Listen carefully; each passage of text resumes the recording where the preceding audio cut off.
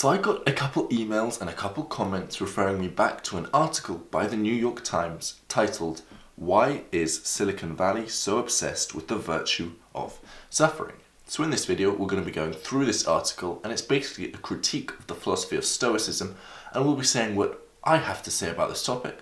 Then later, we're going to be discussing the Daily Stoic, which is Ryan Holiday's blog, and why I don't really like it, just to be upfront. So let's first of all break down what they have to say about the philosophy of Stoicism. So the subheadline goes like this: "The Stoics and friends continue to be dominant thought leaders from Google to Apple, and a new entrepreneur lobbying firm has even named itself Cicero."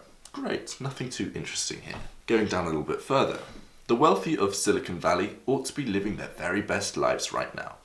John Doerr, an early Amazon and Google investor, calls their moment the greatest legal accumulation of wealth in history." So far, I've got no opinions. "And yet, the people of Silicon Valley seem determined to make themselves miserable. Questionable. They sit in painful, silent meditations for weeks on end. They starve for days on purpose. Cold morning showers are a bragging right, and notoriety is a badge of honor." Well, first of all, silent meditations for weeks aren't always painful. In fact, they often bring a lot of pleasure to the mind. Next, they starve themselves for days on purpose. Now, what they're talking about here is simply fasting. Now, some people do intermittent fasting, where they fast for the morning, and then they don't fast in the evening. Some people fast for a whole day, or some people fast for multiple days. And from what I've heard, there's actually a lot of scientific benefits of fasting. And if you do it right, and you supplement with salt water and stuff like that, it's not even all that painful. Or you supplement with coffee and stuff like that, which reduces the appetite. Not actually that painful, and there's a lot of benefits as well. Finally, cold morning showers are a bragging right. Now, the whole concept that they're talking about here is the idea of voluntary discomfort, which is a Stoic idea. And they're painting it in a bad picture. They're saying that being uncomfortable is a bad thing. But you've got to recognize the benefits that you get from being uncomfortable.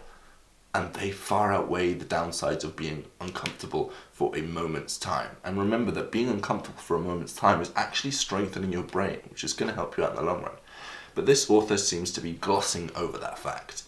They then say notoriety is a badge of honor. So the definition of notoriety is the state of being famous or well known for some bad quality or deed. In what world is this a badge of honor? And especially not in Silicon Valley. What bad things do they do that they get for fame? Unless I'm misinterpreting the word, then this is a complete lie. The only example I can think of is like pop culture, where you see the what's that girl, the one with red hair that was mean to Dr. Phil? Anyway, she had some catchphrase. Or people like Kim Kardashian and stuff like that, who arguably get famous because of their notoriety from the bad things and their sassiness. But I don't see that at all in Silicon Valley. So the most helpful clues to understanding Silicon Valley today may come from its favorite ancient philosophy, Stoicism. An ancient Greek school of thought, Stoicism argued that the only real treasures in life were inner virtues, like mastery and self-courage, or like self-mastery and courage. Isolating that sentence alone, what do you have to say wrong against that sentence? But anyway, they then go on to say the Stoics offered tactics to endure pain and pleasure without complaint. Yes, they did do both of those things. That's not all that they did though. These virtues are paraded on the website of new entrepreneurship-focused lobbying firm, the Cicero Institute. The organization started quietly last year and is intended to advocate for startup interests. Let's just quickly look at the Cicero Institute. So this is the quote that they've got here. "I have always been of the opinion that unpopularity earned by doing what is right is not unpopularity at all, but glory." Basically saying if you're doing what's right, it doesn't matter if you're popular. How is there any criticism to that statement? As stocks rise despite crisis, as a new wave of wealth thrives in the American West, and promotions and payouts come despite scandals, the old mantra that every startup is going to save the world now rings hollow. But tenets of Stoicism, which can be interpreted to argue that the world and its current power structure are currently set as they are, fit right in. What are they even saying? So, is this really a thing? Stoicism has been preferred viral philosophy for years now, or for 2 decades by one account. Let's quickly see what we have to say about that. So let's go over to Google Trends, which tells us how much something is searched over time. And let's just look up Stoicism. sort by the last 5 years, and you can clearly see, does this look like viral? Is there a crazy spike in recent years? Yes, there's a slight upward trend over the last 5 years. I don't know if I'd call it viral though, but anyway, let's carry on. The topic of Stoicism usually comes up in the Valley in terms of the maintenance of the personal life. Startups, big and small, believe their mission is to make the transactions of life frictionless and pleasing. I don't agree that all of their missions is to do that, but let's carry on. But the executives building those things are convinced that a pleasing on-demand life will make them soft, so they attempt to bring the pain. Very, very particular with the wording here. They attempt to bring the pain. Pain automatically assumes a negative light.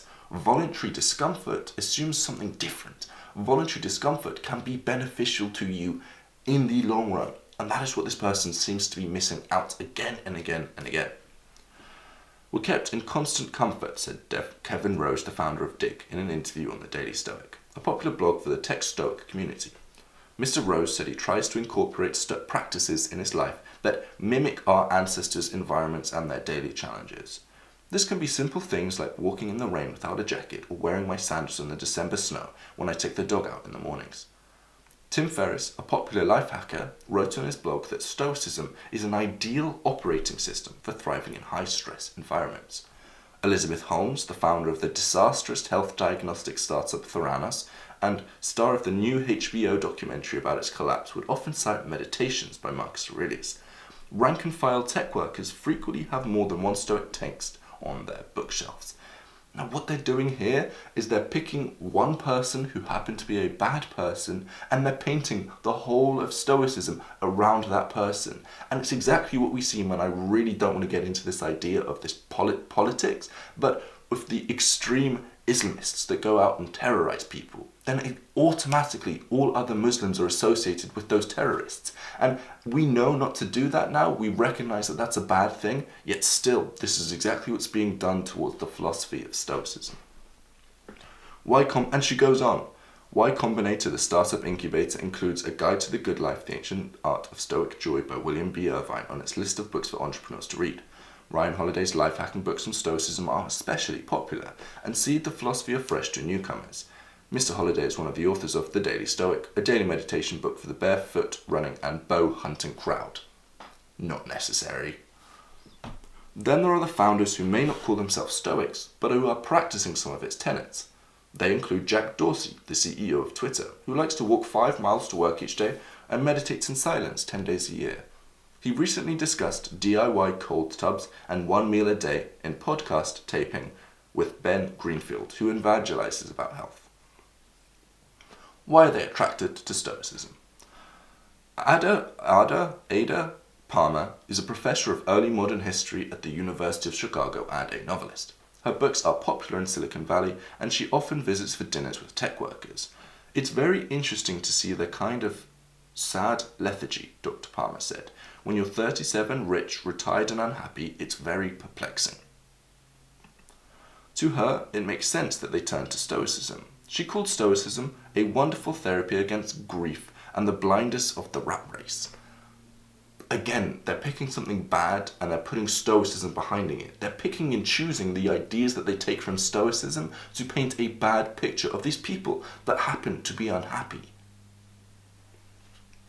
So much of Stoicism is about achieving interior tranquility, she said. That works for business leaders.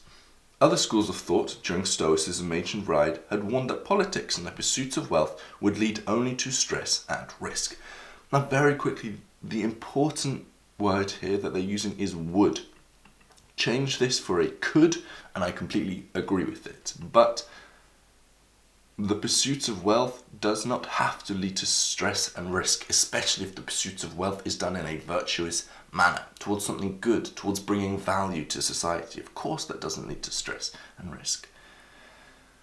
Dr. Palmer said, and some encourage retiring from active life and even renouncing property, but Stoicism did not. Instead, Stoicism believed that everything in the universe is already perfect and that things that seem bad or unjust are secretly good underneath. The philosophy is handy if you already believe that the rich are meant to be rich and the poor are meant to be poor. Just like Epictetus, who was oh so rich and he was the wealthiest man alive, and he had all of the gold and all of the people around him that just supported him, told him exactly what he wanted to hear.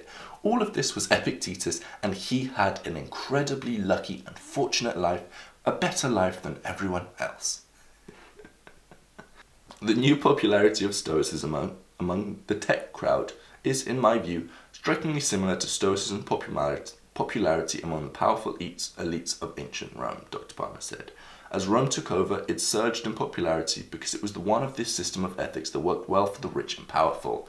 Again, Epictetus, so rich and so powerful. And if you don't understand what I'm saying here, it's sarcasm. Epictetus was a slave, yet he's still one of the famous three Stoics. The three most famous Stoics was Epictetus, and he was a slave. Stoicism is the opposite of being only for the rich and wealthy. It is a tool for living your life and a way and a system for living your life that applies to the everyday man, the builder, the teacher, the cleaner, the plumber, the politician, the businessman. It applies to everyone, not just the businessman or the rich people or the powerful. So I really, really don't understand where she's getting that information from. But anyway, let's just carry on. Why does it matter? The Cicero Institute comes at a time of tension in Silicon Valley, from a person with a complicated history there. Joe Lonsdale, who founded the Institute along with his wife Taylor, is also a founder of Palantir, the data analytics firm long mired in controversy for its work supporting surveillance and predictive policing. In 2015, the New York Times magazine reported on his relationship with an undergraduate mentee who accused him of sexual abuse. He denied the charges. Mr. Lonsdale became friends with Peter Thiel at Stanford and, like Mr. Thiel, has spoken out against social justice worries. Public anger about big tech is growing, and political leaders are beginning to take note. The Cicero Institute promises to fight for the business opportunities of entrepreneurs by focusing on deregulation with special attention paid to make it easier to build startups around prisons, healthcare, and education. Mr. Lonsdale proposes that private prison contracts tie financial incentives to performance measures, for instance. Cicero, for his part, retired but then re-entered the ancient political arena when he saw rising corruption. He was ultimately killed for it. Of the Institute mascot, Dr. Palmer said they've chosen the one who comes out of inaction when there's a crisis to try and prevent a coup. Now, put very simply, they're doing the same thing that I talked about earlier. They're putting one person, they're pinpointing one person who happens to like the philosophy of Stoicism. They're then attacking his character, whether that's with justice or whether that's not with justice. I'm not here to argue that. Whether this person's right or wrong, I don't care. But you can't make an argument about the philosophy of Stoicism by attacking one person. That doesn't make sense. With any philosophy, with any religion, there will be people that are bad within it, and you can't refer back to the whole philosophy because of that one bad person. But the main point that I want to make about this whole idea is it seems like the people in the Silicon Valley, the startup founders, they, just like this author, are cherry picking parts of the philosophy of Stoicism that they can use as a tool to get them towards their goals. Now, I don't have too much against this, and there's some people with the philosophy of Stoicism that have a lot against this. All I have to say is that you've got to be very careful because the philosophy of Stoicism comes as a package equipped with ethics as well as tactics to apply to your life. So just like she and this author, I'm assuming it's a woman. Yes, it's a woman. Don't get all social justice warrior on me there for assuming it's a woman, but it was a woman. She is cherry picking parts of the philosophy of Stoicism, but that is the same thing that I assume, and from what I've heard about Ryan Holiday, that he's doing from the philosophy of Stoicism. He's teaching you how to get your goals and how to use Stoicism towards those goals. Whereas the philosophy of Stoicism should be the goals that you are using, should be the goal that you are setting to live a virtuous life. Instead, Ryan Holiday and people that are using the philosophy of Stoicism as a tool are simply using it to get them towards their goals, which will not lead them to happiness. That's all I've got to say. And if you want this t-shirt, it says "It Will Be Okay." I've just released merch. You can buy that in the link in the description. If you're new around here and you want to actually get the benefits of the philosophy of Stoicism, then make sure you subscribe. And I'll see you in the next video.